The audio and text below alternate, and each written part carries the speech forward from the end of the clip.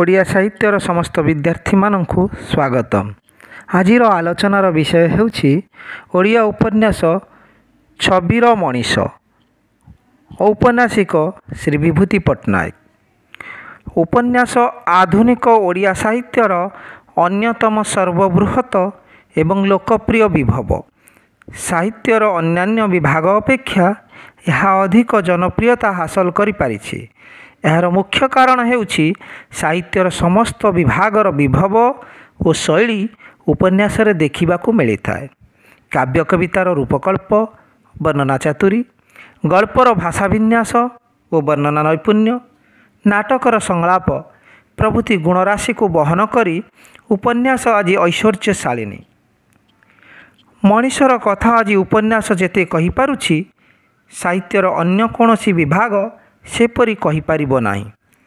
ଅତୀତର କାବ୍ୟ ନାଟକ ପରି ଓଡ଼ିଆ ସାହିତ୍ୟରେ ଉପନ୍ୟାସ ଆଜି ପ୍ରଭାବଶାଳୀ ଓ ମର୍ଯ୍ୟାଦାବନ୍ତ ଭାବରେ ଆଧିପତ୍ୟ ବିସ୍ତାର କରିଛି। ସ୍ୱାଧୀନୋତ୍ତର ଆଧୁନିକ ଓଡ଼ିଆ ସାହିତ୍ୟରେ ଔପନ୍ୟାସିକ ବିଭୂତି ପଟ୍ଟନାୟକ ଜଣେ ଯଶସ୍ୱୀ କଥାକାର ଓ ପ୍ରଥିତନାମା ସ୍ରଷ୍ଟା। ସେ ଏକାଧାରରେ ଜଣେ ଔପନ୍ୟାସିକ, ଗାଳ୍ପିକ ଓ ସମାଲୋଚକ। ସେ 1937 ମସିହା ଅକ୍ଟୋବର ମାସ 25 ତାରିଖରେ ଜଗତସିଂହପୁର ଜିଲ୍ଲାର ଡିଙ୍ଗେଶ୍ୱର ଗ୍ରାମରେ ପିତା ଗୁଣମଣି ପଟ୍ଟନାୟକ ଓ ମାତା ତୁଳସୀ ଦେବୀଙ୍କ କ୍ରୋଡ଼ମଣ୍ଡନ କରି ଜନ୍ମଗ୍ରହଣ କରିଥିଲେ। ସେ ଉଭୟ ଇତିହାସ ଓ ଓଡ଼ିଆରେ MA ପାସ୍ କରି ଔପନ୍ୟାସିକ ଭାବରେ ପ୍ରସିଦ୍ଧି ଅର୍ଜନ କରିଛନ୍ତି। ତାଙ୍କ ସୃଷ୍ଟି ସମ୍ଭାରମାନଙ୍କ ମଧ୍ୟରେ ଶେଷ ବସନ୍ତ, ଅଶ୍ୱମେଧର ଘୋଡ଼ା ଯାହାକି ଓଡ଼ିଆ ସାହିତ୍ୟ ଏକାଡେମୀ ପୁରସ୍କାର ପ୍ରାପ୍ତ, ବଧୂ ନିରୁପମା, ଛବିର ମଣିଷ, ନାୟିକାର ନାମ ଶ୍ରାବଣୀ, ରଙ୍ଗନଟୀ, ଚପଳ ଛନ୍ଦା, ଦିନକାଳ, ଏଇ ଗାଁ ଏଇ ମାଟି ଇତ୍ୟାଦି ଉପନ୍ୟାସ, ମନୋନିର୍ଜନ, ଭଲ ଝିଅ ଖରାପ ଝିଅ, ରାଜକନ୍ୟାର ଦୁଃଖ, ଦେବକୀର କାରାବାସ, କଳିକାଳ, ମହିଷାସୁରର ମୁହଁ ଯାହାକି କେନ୍ଦ୍ର ସାହିତ୍ୟ ଏକାଡେମୀ ପୁରସ୍କାର ପ୍ରାପ୍ତ, ମନ ଭଲ ନାହିଁ ଇତ୍ୟାଦି ଗଳ୍ପ ଗ୍ରନ୍ଥ, ଦ୍ୱାରକା ଦର୍ଶନ ଓ ତୀରେ ତୀରେ ତୀର୍ଥ ପରି ଭ୍ରମଣ କାହାଣୀ, ମହାତ୍ମା ଓ ଜନନାୟକ ପରି ଜୀବନୀ କାହାଣୀ, ଓଡ଼ିଶା ଉପନ୍ୟାସର ସମାଜତାତ୍ତ୍ୱିକ ରୂପରେଖ, ବିଶ୍ୱ ସାହିତ୍ୟର ବିଶ୍ୱକର୍ମା, ସାହିତ୍ୟର ସୂଚୀପତ୍ର, ସାମ୍ପ୍ରତିକ ସାହିତ୍ୟ, ସ୍ମୃତି, ସ୍ୱପ୍ନ, ସ୍ୱାଧୀନତା ଇତ୍ୟାଦି ସମାଲୋଚନା ଗ୍ରନ୍ଥ ଅନ୍ୟତମ। ଡକ୍ଟର ବୃନ୍ଦାବନ ଚନ୍ଦ୍ର ଆଚାର୍ଯ୍ୟ ତାଙ୍କ ସମ୍ପର୍କରେ ଲେଖିଛନ୍ତି, ତାଙ୍କର ଉପନ୍ୟାସ ଗୁଡ଼ିକରେ ଯୌବନର ମଧୁର ଅନୁଭୂତି, ବିଚିତ୍ର ମାଦକତା, ଅଶେଷ ଆବେଗ ଏବଂ ଅଖଣ୍ଡ ଉତ୍କଣ୍ଠାର ଗୌରବ ଉପଯୁକ୍ତ ଭାଷା ଓ ସରଳ ବର୍ଣ୍ଣନା ରୀତିରେ ଚିତ୍ରିତ ହୋଇଅଛି। ସେହିପରି ଡକ୍ଟର ସୁରେନ୍ଦ୍ର ମହାରଣା ଲେଖିଛନ୍ତି, ଉପନ୍ୟାସରେ ପ୍ରଣୟୀ ପ୍ରଣୟିନୀଙ୍କ ପ୍ରେମଚିତ୍ର ଅଙ୍କନ କରିବାରେ ସେ ଯେପରି ସିଦ୍ଧହସ୍ତ, ଚରିତ୍ରମାନଙ୍କ ମନସ୍ତାତ୍ତ୍ୱିକ ଚିତ୍ର ଚିତ୍ରଣ ଓ ସେମାନଙ୍କ ମୁଖରେ ନାଟକୀୟ ସଂଳାପ ସଂଯୋଜନା କରିବାରେ ସେହିପରି ଯଶସ୍ୱୀ। ସୁକଳ୍ପିତ ଚମତ୍କାର କଥାବସ୍ତୁକୁ ସରସ ଭାଷା ଓ ମନୋରମ ଶୈଳୀରେ ପ୍ରକାଶ କରି ସେ ପାଠକର ଚିତ୍ତ ଜୟ କରିପାରିଛନ୍ତି। ଆଲୋଚ୍ୟ ଉପନ୍ୟାସ ଛବିର ମଣିଷ ଏକ ଆତ୍ମିକ ନାମକରଣ ବିଶିଷ୍ଟ ଉପନ୍ୟାସ। ଏହି ଉପନ୍ୟାସରେ ସ୍ୱାଧୀନତା ସଂଗ୍ରାମ, ପ୍ରାକ୍ ସ୍ୱାଧୀନତାକାଳୀନ ସତ୍ୟାଗ୍ରହ, ସାମାଜିକ ଜୀବନ ତଥା ସ୍ୱାଧୀନୋତ୍ତର ଅବକ୍ଷୟଶୀଳ ମୂଲ୍ୟବୋଧକୁ ଦର୍ଶାଇ ଦିଆଯାଇଛି। ଛବିର ମଣିଷ ଉପନ୍ୟାସରେ ଆଜିର ଆଧୁନିକ ଯୁଗର ମାୟାବୀ ସ୍ୱପ୍ନ, ପ୍ରଚଣ୍ଡ କ୍ରୋଧ ଆଉ ବ୍ୟାକୁଳ ଜିଜ୍ଞାସାର ଅସାଧାରଣ କାହାଣୀ ବର୍ଣ୍ଣିତ। ଉପନ୍ୟାସଟିରେ ରହିଛି ସର୍ବମୋଟ 18ଟି କ୍ଷୁଦ୍ର ପରିଚ୍ଛେଦ, ଯାହାକି 92 ପୃଷ୍ଠାର କ୍ଷୁଦ୍ର କଳେବର ମଣ୍ଡନ କରିଛି।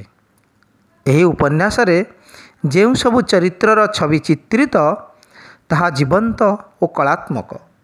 ଉପନ୍ୟାସର ଭାବବସ୍ତୁ ଦୃଷ୍ଟିରୁ ଚରିତ୍ରଗୁଡ଼ିକ ହୃଦୟସ୍ପର୍ଶୀ। ଛବିର ମଣିଷ ଉପନ୍ୟାସରେ ମୁଖ୍ୟ ଚରିତ୍ର ନବଘନ ଦାସଙ୍କୁ ମିଶାଇ 15 ଗୋଟି ଚରିତ୍ରର ଅବତାରଣା କରାଯାଇଛି।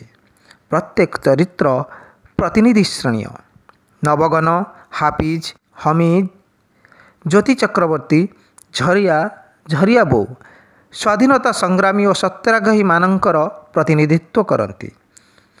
ଝରିଆ ଓ ଝରିଆ ବୋଉ ପୁଣି ଶୋଷିତ ଓ ଅତ୍ୟାଚାରିତ ସମାଜର ପ୍ରତିନିଧି। ରହମାନ ମିଆଁ ବା ମିଆଁ ସାହେବ ବ୍ରିଟିଶ ଗୋଲାମୀର ପ୍ରତିନିଧି। ଧ୍ରୁବ ସ୍ୱାଇଁ ମଦ୍ୟପମାନଙ୍କର ପ୍ରତିନିଧି। ସନାତନ ଓ ମଧୁମିତା ସ୍ୱାଧୀନୋତ୍ତର ଅବକ୍ଷୟଶୀଳ ସମାଜର ପ୍ରତିନିଧିତ୍ୱ କରିଛନ୍ତି। ଏହାଛଡ଼ା ନବଘନ ଦାସଙ୍କ ପତ୍ନୀ ସୌଦାମିନୀ, ୟୁନିୟନ ପ୍ରେସିଡେଣ୍ଟ ନାରଣ ଦାସ, ଗାଁ ଚୌକିଦାର ମୂଷା ନାୟକ, ସରକାରୀ ଓକିଲ ଦୟାନିଧି ବାବୁ ଓ ମାଜିଷ୍ଟ୍ରେଟ ଇତ୍ୟାଦି ଗୌଣ ଚରିତ୍ରମାନ ମଧ୍ୟ ନିଜ ନିଜ ସ୍ଥିତି, ପଦବୀ ଓ ସ୍ଥାନର ପ୍ରତିନିଧିତ୍ୱ କରୁଅଛନ୍ତି। ଏହି ଚରିତ୍ରମାନଙ୍କର ସମ୍ମିଳିତ ପରିପ୍ରକାଶ ଓ ଧାରାବାହିକ ଉତ୍କୀର୍ତ୍ତନ ଉପନ୍ୟାସଟିକୁ ଓଡ଼ିଆ ସାହିତ୍ୟରେ ଏକ ଉଚ୍ଚାସନରେ ଅଧିଷ୍ଠିତ କରାଇବାରେ ସକ୍ଷମ ହୋଇଛି। ଔପନ୍ୟାସିକ ବିଭୂତି ପଟ୍ଟନାୟକ ଉପନ୍ୟାସର ପ୍ରାରମ୍ଭରେ ସ୍ୱାଧୀନତାର ପୂର୍ବ ସମୟ ତଥା ଦ୍ୱିତୀୟ ବିଶ୍ୱଯୁଦ୍ଧର ଆତଙ୍କିତ ପରିବେଶର ସୂଚନା ପ୍ରଦାନ କରିଛନ୍ତି। ଏହିପରି ଏକ ଭୟତ୍ରସ୍ତ ପରିବେଶରେ ପଦ୍ମପୁର ଗ୍ରାମକୁ ହରିପୁର ଥାନାର ଦାରୋଗା ନବଘନ ଦାସ ସାଥିରେ 2 ଜଣ ସିପାହୀ, ଗାଁ ପ୍ରେସିଡେଣ୍ଟ ନାରଣ ଦାସ ଓ ଚୌକିଦାର ମୂଷା ନାୟକ ଆସିବାରୁ ଶଙ୍କିତ ଓ ଭୟାର୍ତ୍ତ ଲୋକମାନେ ତାଟି କବାଟ ପକାଇଦେଲେ। ଦାରୋଗା ବାବୁ ଧ୍ରୁବ ସ୍ୱାଇଁ ଘର ସାମ୍ନାରେ ଠିଆ ହୋଇ ଝରିଆ ବିଷୟରେ ଜାଣିବାକୁ ଚାହିଁବାରୁ ଝରିଆ ବୋଉ ନିର୍ଡର ହୋଇ ସେ ମଦଭାଟି ଆଗରେ ସତ୍ୟାଗ୍ରହ କରିବାକୁ ଯାଇଥିବାର ଜଣାଇଦେଲା। ଝରିଆ ବୋଉ ଜାଣିଛି ଏହାର ପରିଣାମ ସ୍ୱରୂପ ଝରିଆକୁ ଜେଲ ଦଣ୍ଡ ହୋଇପାରେ। ସେଥିପାଇଁ ସେଦିନ ସେ ତା ପାଇଁ ଭୋଜନ ପ୍ରସ୍ତୁତ କରିନାହିଁ ବୋଲି ନିର୍ଭୟରେ ପ୍ରକାଶ କରିଛି। ଦାରୋଗା ବାବୁ ଯେତେବେଳେ ସଫା କହିଛନ୍ତି ଯେ ମଦଭାଟିରୁ ସରକାରଙ୍କୁ ଲାଭ ହେଉଥିବାରୁ ତାହା ଉଠିବା ସମ୍ଭବପର ନୁହେଁ, ସେତେବେଳେ ଝରିଆ ବୋଉ ତା'ର ମାଡ଼ଖିଆ କ୍ଷତବିକ୍ଷତ ପିଠି ଖୋଲି ଦେଖାଇଛି, ଯାହାକି ତା'ର ମଦ୍ୟପ ସ୍ୱାମୀ ଧ୍ରୁବ ସ୍ୱାଇଁ ଦ୍ୱାରା ସୃଷ୍ଟି ହୋଇଛି। ଖାଲି ସେତିକି ନୁହେଁ, ମଦ୍ୟପାନ ପାଇଁ ସର୍ବସ୍ୱ ହରାଇ ନିଜ ପୁଅର ଅନ୍ଧକାର ଭବିଷ୍ୟତ ପାଇଁ ମଧ୍ୟ ସେ ଦାୟୀ। ଦାରୋଗାଙ୍କ କୋମଳ ହୃଦୟ କାରୁଣ୍ୟରେ ଶିହରି ଉଠିଲା। ଜେଲ ଯିବାକୁ ଭୟ ନ କରି ବାଳକ ଝରିଆ ବୋଉର ଦୁଃଖ ସହି ନ ପାରି ସତ୍ୟାଗ୍ରହରେ ସାମିଲ ହୋଇଥିବା କଥା ନବଘନ ଦାସଙ୍କ ମନକୁ ବ୍ୟାକୁଳିତ କଲା। ଇତ୍ୟବସରରେ ଝରିଆ ପ୍ରତି ନବଘନ ଦାସଙ୍କ ଶ୍ରଦ୍ଧା ଉଦ୍ଦେଶ୍ୟରେ ସଚୀ ରାଉତରାୟଙ୍କ ବାଜି ରାଉତ କବିତାର ପଂକ୍ତି ଯଥାର୍ଥ ପ୍ରସଙ୍ଗୋଚିତ ମନେ ହୁଏ। ଝଡ଼ଠାରୁ ସେ ଯେ ବଡ଼, ମେଘଠାରୁ ଆହୁରି ସେ କଳା। ଝଡ଼ଠାରୁ ସେ ଯେ ବଡ଼, ମେଘଠାରୁ ଆହୁରି ସେ କଳା। ସାନ ଦେହେ ଖେଳେ ତାର ଜୀବନର ଅଲିଭା ଚପଳା। ରାତି ପରି ହୁଏ ବାଟବଣା, ପଥ ଭୁଲି ଏଣେ ତେଣେ ବହିଯାଏ ସେ ପରା ଝରଣା। ଗଭୀର ଭାବରେ ମର୍ମାହତ ନବଘନ ବାବୁ ଦାରୋଗା ଚାକିରି ଛାଡ଼ି ସ୍ୱାଧୀନତା ସଂଗ୍ରାମରେ ଯୋଗଦେଲେ। ତତ୍କାଳୀନ ପରିସ୍ଥିତିରେ ଦ୍ୱିତୀୟ ବିଶ୍ୱଯୁଦ୍ଧରେ ଇଂଲଣ୍ଡ ଭାରତର ସମର୍ଥନ ଲୋଡ଼ୁଥିବାରୁ ଭାରତୀୟ ଜନସାଧାରଣଙ୍କୁ ଅକାରଣରେ ଉତ୍ତ୍ୟକ୍ତ ନ କରିବା ପାଇଁ ନବଘନ ଦାସଙ୍କୁ କୌଣସି ଶାସ୍ତି ଦିଆଗଲା ନାହିଁ। ନବଘନ ବାବୁ ତାପରେ ୱାର୍ଧା ଯାଇ ଗାନ୍ଧିଜୀଙ୍କ ଆଶୀର୍ବାଦ ନେଇ ଫେରିବା ସମୟରେ ତାଙ୍କର ସାକ୍ଷାତ ହୁଏ ସୁଲତାନପୁର ଜମିଦାର ରହମାନ ମିଆଁଙ୍କ ପୁଅ ହାଫିଜ ମିଆଁ ସହିତ। ହାଫିଜ ଥିଲେ ସୁବାସପନ୍ଥୀ ସଶସ୍ତ୍ର ବିପ୍ଳବୀ। ତାଙ୍କ ନାମରେ ୱାରେଣ୍ଟ ବୁଲୁଥାଏ। ସେ ସ୍ୱାଧୀନତା ପାଇଁ ପ୍ରାଣବଳି ଦେବାକୁ ପଶ୍ଚାତ୍ପଦ ହେବେ ନାହିଁ ବୋଲି ନବଘନ ବାବୁଙ୍କୁ ଜଣାଇଦେଲେ। ନବଘନ ବାବୁ ତାଙ୍କୁ ହିଂସା ପଥ ଛାଡ଼ି ଅହିଂସା ମାର୍ଗ ଆପଣେଇବାକୁ ପରାମର୍ଶ ଦେଇଛନ୍ତି। ଜମିଦାର ରହମାନ ମିଆଁ ବା ମିଆଁ ସାହେବ ଇଂରେଜମାନଙ୍କର ଏକାନ୍ତ ଆନୁଗତ୍ୟ ଥିଲେ। ତାଙ୍କର ନିର୍ଦ୍ଦେଶକୁ ଅକ୍ଷରେ ଅକ୍ଷରେ ପାଳନ କରୁଥିଲେ। ଚାରଣ କବି ବିଦ୍ରୋହୀ ହମିଦ ମିଆଁଙ୍କୁ ଇଂରେଜଙ୍କ ହାତରେ ଧରାଇ ଦେବାରେ ସେ ଥିଲେ ମୁଖ୍ୟ ଭୂମିକା ନିର୍ବାହକ। ହମିଦ ଅଦାଲତ ଦ୍ୱାରା ଦୋଷୀ ସାବ୍ୟସ୍ତ ହୋଇ କାରାବରଣ କରିଥିଲେ। ଏହି ଘଟଣାର ପ୍ରତ୍ୟକ୍ଷଦର୍ଶୀ ଥିଲେ ନବଘନ ଦାସ। ଜେଲ୍ ମଧ୍ୟରେ ହମିଦ ନିଜର ଗୀତ ଦ୍ୱାରା ଅନ୍ୟ ବନ୍ଦୀମାନଙ୍କୁ ପ୍ରଭାବିତ ଓ ଆକୃଷ୍ଟ କରିବାରୁ ଦଣ୍ଡବିଧାନର ଅବଧି ଶେଷ ପୂର୍ବରୁ ତାଙ୍କୁ ଜେଲରୁ ଖଲାସ କରିଦିଆଗଲା। ନବଘନ ଦାସଙ୍କ ସ୍ମୃତିପଟରେ ଭାସି ଆସିଛି, ହମିଦକୁ ଜବତ କରିବାକୁ ଯାଇଥିବା ବେଳେ ସେ ତାଙ୍କ ମୁହଁକୁ ଛେପ ପକାଇବା କଥା ଓ ମାସିକ 100 ଟଙ୍କା ଇନାମକୁ ପ୍ରତ୍ୟାଖ୍ୟାନ କରି ସ୍ୱାଧୀନତା ସଂଗ୍ରାମରେ ସକ୍ରିୟ ଅଂଶଗ୍ରହଣ କରିବାର କଥା। ତୃତୀୟ ବର୍ଷ ବିଜ୍ଞାନର ଛାତ୍ର ଥିବା ହାଫିଜ ଖରା ଛୁଟିରେ ଘରକୁ ଆସି ଜାଣିପାରିଛି ଯେ ସ୍ୱାଧୀନତା ସଂଗ୍ରାମୀ ହମିଦକୁ ମାରିବା ପାଇଁ ଇଂରେଜ ସରକାରଙ୍କ ପ୍ରରୋଚନାରେ ତା'ର ବାପା ଚେଷ୍ଟା କରିଛନ୍ତି। ସେ ତା'ର ସଂଗ୍ରାମୀ ଗୁରୁ ଫିଜିକ୍ସ ସାର୍ ବିପ୍ଳବୀ ଜ୍ୟୋତି ଚକ୍ରବର୍ତ୍ତୀଙ୍କ ପାଖକୁ ଧାଇଁ ଯାଇଛି ବୋମା ଆଣି ନିଜ ଦେଶଦ୍ରୋହୀ ବାପାଙ୍କୁ ଶେଷ କରିଦେବା ପାଇଁ। ଜ୍ୟୋତି ସାର୍ ବୁଝାଇ ସୁଝାଇ ତାକୁ ଏଥିରୁ ନିବୃତ୍ତ କରିଛନ୍ତି। ଏହିଠାରେ ଔପନ୍ୟାସିକ ହାଫିଜ ଚରିତ୍ର ମାଧ୍ୟମରେ ଦେଶପ୍ରେମର ଏକ ନିଚ୍ଛକ ଦିଗକୁ ଉନ୍ମୋଚିତ କରିଛନ୍ତି। ଜମିଦାର ରେହମାନ ମିଆଁର ଜିପ୍ ଧକ୍କା ଦୁର୍ଘଟଣାରୁ ଅଳ୍ପକେ ରକ୍ଷା ପାଇଯାଇ ହମିଦ ଗୋଡ଼ରେ ଛୋଟା ଓ ପୋଲିସ ହାତରେ ଧରାପଡ଼ି ହାଜତରେ ବହୁ ଅତ୍ୟାଚାର ସହି ନ ପାରି ଶେଷରେ ପାଗଳ ହୋଇଯିବାରୁ ପାଗଳ ଛୋଟା ମିଆଁ ନାମରେ ପରିଚିତ ହେଲା। ଗାନ୍ଧିଜୀଙ୍କ ଠାରୁ ନବଘନ ବାବୁ ଗ୍ରାମ ସ୍ୱରାଜର ପରାମର୍ଶ ପାଇ ଗ୍ରାମ ସଂଗଠନ, ଅସ୍ପୃଶ୍ୟତା ନିବାରଣ, ହରିଜନ ବସ୍ତି ସଫେଇ, ରୋଗୀ ସେବା ଇତ୍ୟାଦି କାର୍ଯ୍ୟରେ ଲାଗି ପଡ଼ିଲେ। ଗାନ୍ଧିଜୀଙ୍କ ବାଣୀ ପ୍ରଚାର କରିଲେ ଓ ସତ୍ୟାଗ୍ରହ କରି ଜେଲ୍ ଗଲେ। ଜେଲରେ ଥିବା ସମୟରେ ଛୋଟା ମିଆଁ ତାଙ୍କ ସ୍ତ୍ରୀ ଓ ପୁଅର କଥା ବୁଝାସୁଝା କରୁଥିବାର ଜାଣି ସେ ଯେ ପାଗଳ ନୁହେଁ, କେବଳ ରେହମାନର ଆକ୍ରମଣରୁ ରକ୍ଷା ପାଇବା ପାଇଁ ଏହି ଉପାୟ ଅବଲମ୍ବନ କରିଛି, ନବଘନ ବାବୁଙ୍କୁ ତାହା ଅଛପା ରହିଲା ନାହିଁ। ଜେଲରୁ ବାହାରି ନବଘନ ବାବୁ ଛୋଟା ମିଆଁଙ୍କୁ ଦେଖା କରି ସେ ଖର୍ଚ୍ଚ କରିଥିବା ଟଙ୍କା ଦେବାରୁ ଛୋଟା ମିଆଁ ତାହା ଗ୍ରହଣ କରିନାହାନ୍ତି ଓ ସତ୍ୟାଗ୍ରହ ପାଇଁ ନବଘନ ବାବୁଙ୍କୁ ବହୁତ ପ୍ରଶଂସା ତଥା ହରିପୁର ଗାନ୍ଧୀ ମହାତ୍ମାର ଆଖ୍ୟା ଦେଇ କୃତଜ୍ଞତା ପ୍ରକାଶ କରିଛନ୍ତି। ଭାରତ ଛାଡ଼ ଆନ୍ଦୋଳନକୁ ସକ୍ରିୟ କରିବା ପାଇଁ ନବଘନ ବାବୁ ଜେଲ୍ ନ ଯାଇ ଆତ୍ମଗୋପନ କରନ୍ତି ବେଲପୋଖରୀ ଗାଁର ତାଙ୍କ ବନ୍ଧୁ କ୍ଷେତ୍ରମୋହନ ମିଶ୍ରଙ୍କ ଘରେ। ସେଠାରେ ଲୋକମାନଙ୍କ ଆତିଥ୍ୟ ଓ ସମ୍ମାନରେ ସେ ଅଭିଭୂତ ହୋଇପଡ଼ିଲେ। ଗାନ୍ଧୀ ଓ ଆଜାଦଙ୍କ ଗିରଫ ପରେ ଆତଙ୍କିତ ଲୋକମାନଙ୍କୁ ନବଘନ ବାବୁ ଆଶ୍ୱାସନା ଦେଉଥିଲେ ଓ ସଚେତନ କରାଉଥିଲେ। ପୋଲିସ ବାହିନୀର ସନ୍ଦେହ ଘେରରୁ ଦୂରରେ ରହିବା ପାଇଁ ନବଘନ ବାବୁ ସେ ସ୍ଥାନ ତ୍ୟାଗ କରି ଅନ୍ୟତ୍ର ଆତ୍ମଗୋପନ କଲେ। କିନ୍ତୁ ନିଜର ପତ୍ନୀ ସୌଦାମିନୀ ଓ ଅସୁସ୍ଥ ପୁତ୍ରକୁ ଦେଖା କରିବାକୁ ଆସି ପୋଲିସ ଦ୍ୱାରା ଗିରଫ ହୋଇ ଜେଲ୍ ଗଲେ। ହରିପୁର ଥାନା ଉପରେ ସଶସ୍ତ୍ର ଆକ୍ରମଣର ମିଥ୍ୟା ଅପରାଧ ତାଙ୍କ ବିରୁଦ୍ଧରେ ଆଗତ ହେଲା। ସୁଲତାନପୁର ଜମିଦାର ପୁଅ ଛଦ୍ମବେଶୀ ମୌଲବୀ ହାଫିଜ ମିଆଁ ମଧ୍ୟ ପିତାଙ୍କ କୁଚକ୍ରାନ୍ତ ପାଇଁ କାରାଗାରରେ ବନ୍ଦୀ ହୋଇଥାନ୍ତି। ସେତେବେଳକୁ ଛୋଟା ମିଆଁ ସତ୍ୟାଗ୍ରହୀ ଗୀତ ବହି ବିକି ଗିରଫ ହୋଇ ସାରିଥିଲେ। ଯେଉଁଦିନ ନେତାଜୀଙ୍କର ବିମାନ ଦୁର୍ଘଟଣାରେ ମୃତ୍ୟୁବରଣ ଖବର ଶୁଣିଲା, ସେଦିନ ହାଫିଜ ନିଜ ହାତରେ ସଂଗ୍ରହ କରିଥିବା ପକେଟ୍ ରେଡ଼ିଓଟାକୁ ଭାଙ୍ଗି ଦେଇ ଦୁଃଖ ପ୍ରକାଶ କରିଥିଲା। ଶେଷରେ ଅସୁସ୍ଥ ହୋଇ ହାଫିଜ ଜେଲ୍ ମଧ୍ୟରେ ଶହୀଦ ହୋଇଗଲା। ହମିଦ ମଧ୍ୟ ଆମରଣ ଅନଶନ କରି ଶହୀଦ ହେଲା।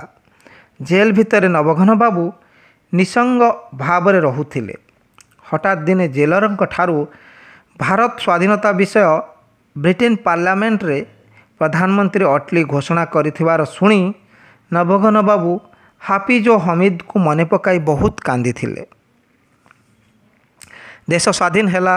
ନବଘନ ବାବୁ ସମେତ ସମସ୍ତ ବନ୍ଦୀ ମୁକ୍ତ ହେଲେ। ସ୍ୱାଧୀନ ଦେଶର ବିଧାନସଭା ଓ ଲୋକସଭା ପାଇଁ ନିର୍ବାଚନ ଲଢ଼ିବାକୁ ଯେତେ ପ୍ରସ୍ତାବ ଆସିଲେ ବି ନବଘନ ବାବୁ ସେସବୁକୁ ପ୍ରତ୍ୟାଖ୍ୟାନ କଲେ। ଶେଷରେ ହାଫିଜର ଆତ୍ମବଳିଦାନର ଅନୁକମ୍ପାରେ ଦେବାନ ବାହାଦୁର ରହମାନ ମିଆଁ ସୁଲତାନପୁର ନିର୍ବାଚନ ମଣ୍ଡଳୀରୁ ନିର୍ବାଚିତ ହେଲେ। ନବଘନ ବାବୁଙ୍କ ପୁଅ ସନାତନ ଓ ବୋହୂ ମଧୁମିତା ଇଚ୍ଛା ପ୍ରକାଶ କରିଥିଲେ ଯେ ସେ ସଂଗ୍ରାମୀ ଭତ୍ତା ଆବେଦନପତ୍ରରେ ଦସ୍ତଖତ କରନ୍ତୁ, କିନ୍ତୁ ନବଘନ ବାବୁ ନିଜ ଆଦର୍ଶ ଓ ବ୍ରତରେ ଅଟଳ ରହି ତାହା କରିନଥିବାରୁ ସେମାନେ ନିରୁତ୍ସାହିତ ହେଲେ। ନବଘନ ବାବୁ ଝରି ଶିକ୍ଷକତା କରୁଥିବା କଥା ଶୁଣି ଯେତିକି ପରିମାଣରେ ଆନନ୍ଦିତ ହୋଇଥିଲେ, ସ୍କୁଲ ପାଖରେ ପୁଣି ଥରେ ମଦ ଦୋକାନ ଖୋଲିବାକୁ ସରକାରଙ୍କ ଅନୁମତିକୁ ପ୍ରତିବାଦ କରି ଚାକିରି ହରାଇଥିବାର ଶୁଣି କିଂକର୍ତ୍ତବ୍ୟ ବିମୂଢ଼ ହୋଇ ତାଠାରୁ ଅଧିକ ଦୁଃଖ ପ୍ରକାଶ କରିଥିଲେ। ଏହିଠାରେ କବିବର ରାଧାନାଥ ରାୟଙ୍କ ଲିଖିତ ପାର୍ବତୀ କାବ୍ୟର ପଦ୍ୟାଂଶଟି ଯଥାର୍ଥ ମନେ ହୁଏ। ଧିକ ସେ ସଂସାର ପ୍ରବଳର ଯହିଁ ସବୁ କଥାରେ ସୁଯୋଗ, ଦୁର୍ବଳର ଯହିଁ ଲଲାଟ ଲିଖନ ନୀରବେ ଲାଞ୍ଛନା ଭୋଗ। ସନାତନ ଯୁବକମାନଙ୍କୁ ଲଗାଇ ବାପାଙ୍କୁ ମ୍ୟୁନିସିପାଲିଟି ଚେୟାରମ୍ୟାନ୍ ପଦ ଗ୍ରହଣ କରିବାକୁ ପ୍ରବର୍ତ୍ତାଇଥିଲେ ବି ନବଘନ ବାବୁ ସେଥିରେ ରାଜି ହୋଇନଥିଲେ। ବରଂ ସନାତନର ପ୍ରତ୍ୟକ୍ଷ ଇଙ୍ଗିତରେ ଏସବୁ ହେଉଥିବାର ଜାଣି ଦୁଃଖରେ ମ୍ରିୟମାଣ ହୋଇଥିଲେ। ସନାତନ ଓକିଲାତି ଛାଡ଼ି ରାଜନୀତି ଆଡ଼େ ମୁହାଁଇଛି। 2-3ଟା ଶ୍ରମିକ ୟୁନିୟନର ସଭାପତି ହୋଇ ତାଙ୍କ କାନ୍ଧରେ ଠିଆ ହୋଇ ମନ୍ତ୍ରୀ ହେବାକୁ ଚାହିଁଛି। ନିଜର ବୁଦ୍ଧି ପ୍ରୟୋଗ କରି ବିଚାରପତିଙ୍କ ଠାରୁ ନ୍ୟାୟ ଆଣି ଶ୍ରମିକମାନଙ୍କୁ ମଜୁରୀ ବୋନସ ଲୋଭ ଦେଖାଇ ସେମାନଙ୍କଠାରୁ ମୋଟା ଚାନ୍ଦା ଆଦାୟ କରିଛି ଓ ମଦ୍ୟପାନରେ ଲିପ୍ତ ରହିଛି। ଲଜ୍ଜା ଓ ଘୃଣାରେ ଭାଙ୍ଗି ପଡ଼ିଛନ୍ତି ନବଘନ ବାବୁ। ମନ୍ତ୍ରୀଙ୍କ ହାତରୁ ଫଳରସ ପିଇ ଓ ଦାବି ପୂରଣ ଉଦ୍ଦେଶ୍ୟ ନେଇ କରାଉଥିବା ଶ୍ରମିକ ଅନଶନକୁ ଫଳପ୍ରଦ କରାଇବା ପାଇଁ ସନାତନ ବାପାଙ୍କୁ ତାଙ୍କ ବନ୍ଧୁ ମନ୍ତ୍ରୀଙ୍କୁ ଅନୁରୋଧ କରିବାକୁ କହିଛି। ଆଦର୍ଶମାନ ନବଘନ ବାବୁ ଏଥିରେ ସହମତ ହୋଇନାହାନ୍ତି। ତାଙ୍କର ତ୍ୟାଗ, ଆଦର୍ଶ ଓ ଦେଶପ୍ରେମର କୌଣସି ଗନ୍ଧ ସେ ଖୋଜି ପାଇନାହାନ୍ତି ନିଜ ପୁଅ ଭିତରେ। ପୁତ୍ରବଧୂ ମଧୁମିତା ଘରର ଆର୍ଥିକ ଅସ୍ୱଚ୍ଛଳତା ଦୂର କରିବାର ଯୁକ୍ତି ବାଡ଼ି ଉଚ୍ଚ ଇଂରାଜୀ ବିଦ୍ୟାଳୟରେ ଚାକିରି କରିବାକୁ ଆଗଭର ହେଲେ। ନବଘନ ବାବୁଙ୍କୁ ବୋହୂର ଚାକିରି କରିବାଟା ନାପସନ୍ଦ ହୋଇଥିଲେ ବି ନିଜର ଅଯୋଗ୍ୟ ପୁତ୍ର ପାଇଁ ସେ କୌଣସି ପ୍ରକାର ହସ୍ତକ୍ଷେପ କରିନଥିଲେ।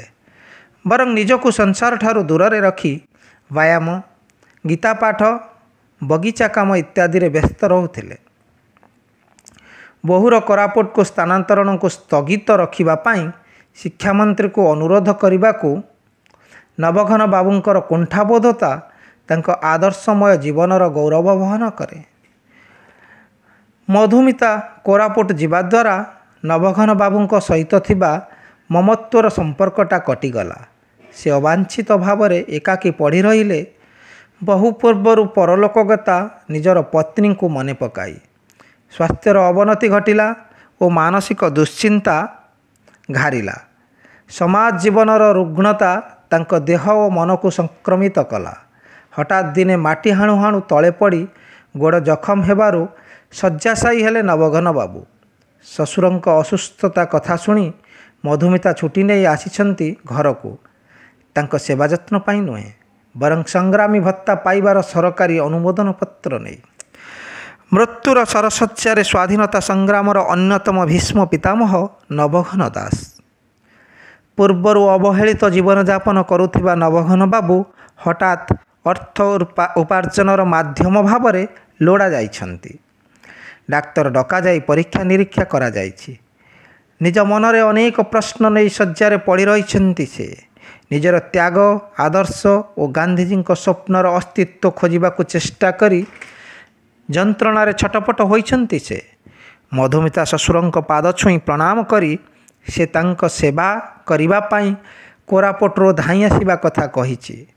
ତାଙ୍କୁ ସାନ୍ତ୍ୱନା ଦେଇଛି ସେ ସମ୍ପୂର୍ଣ୍ଣ ଠିକ୍ ହୋଇଯିବେ ବୋଲି।